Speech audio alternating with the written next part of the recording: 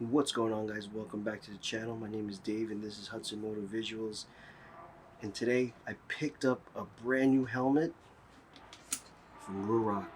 This is the Ruroc Atlas 4.0.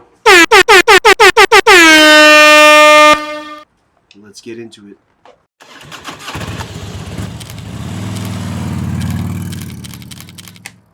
This is the Ruroc Atlas 4.0 and the graphic is the Street King graphic of this.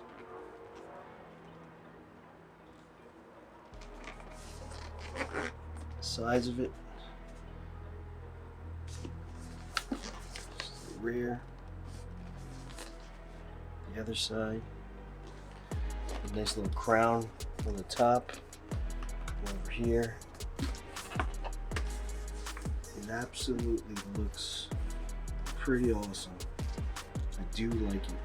So I managed to pick this up on their summer sale, and this was actually 45% off their website.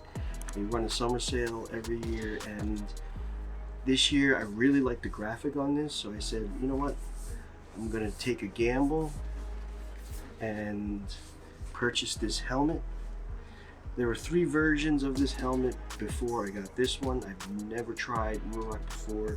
This is my first Ruroc helmet.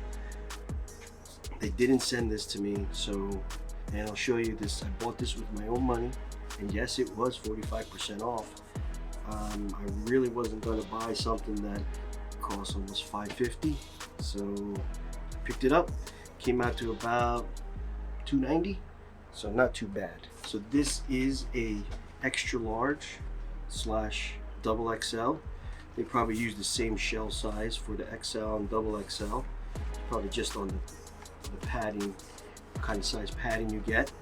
This comes with a nice carrying case, like all helmets do. Helmet bag. It's really nice. It's actually really premium. Probably could use and wipe the helmet. And also in the box, it comes with this dark visor and the clear visor. Now my clear visor's on the shelf. I never really use clear visors, but it did not come with the pin lock. You know, for a helmet that originally cost $550, why can't you just add the pin lock?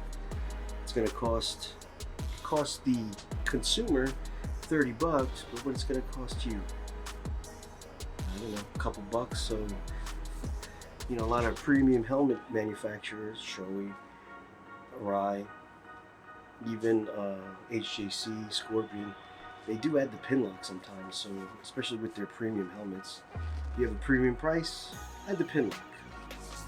So the inside liner was the complaint from the last Ruroc they made, the 3.0. So this one actually feels very nice compared to the HJC one I have, and also the Scorpion R1 Air, that's Scorpion's race helmet, and this is very, very comparable. If you can see inside, it doesn't have a double D ring. This is more of a magnetic thing. I have to get used to that. I just know it snaps in. And sometimes I like the double D ring. It's always something that we always use, so but I'll just get used to that. Now let's put it on, see how it feels on the head. Still has the tags on it. Still have the plastic off there, the shield.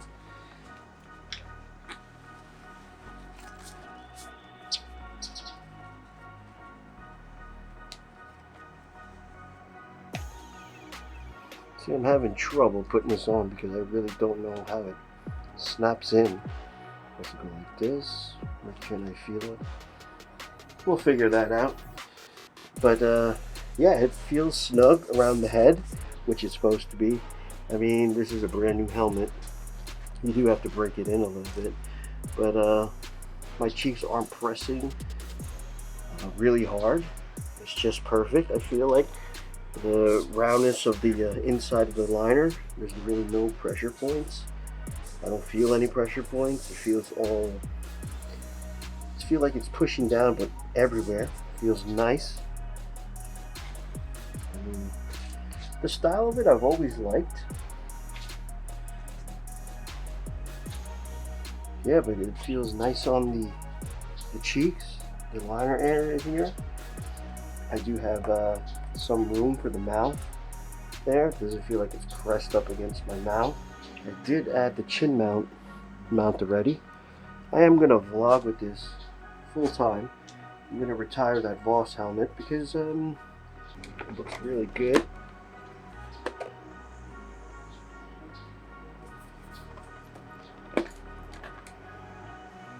The detents on the screen here feel very solid. I feel like if I do put it halfway down and crack it open a little bit, it'll stay at higher speeds.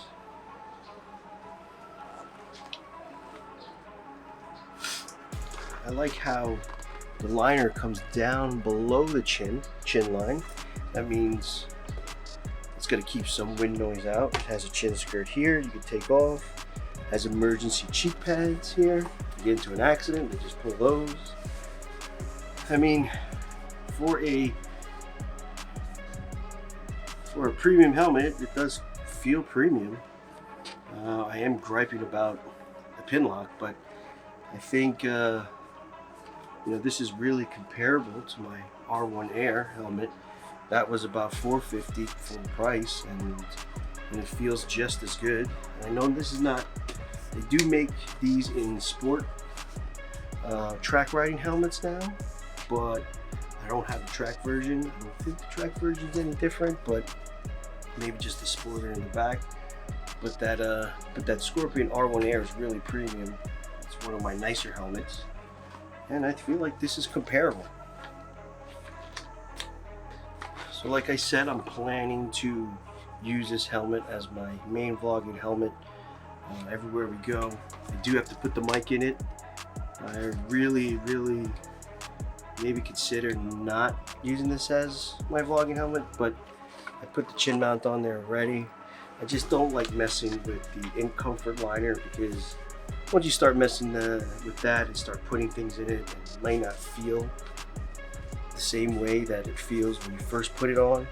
And my first time putting the helmet on, it feels really nice.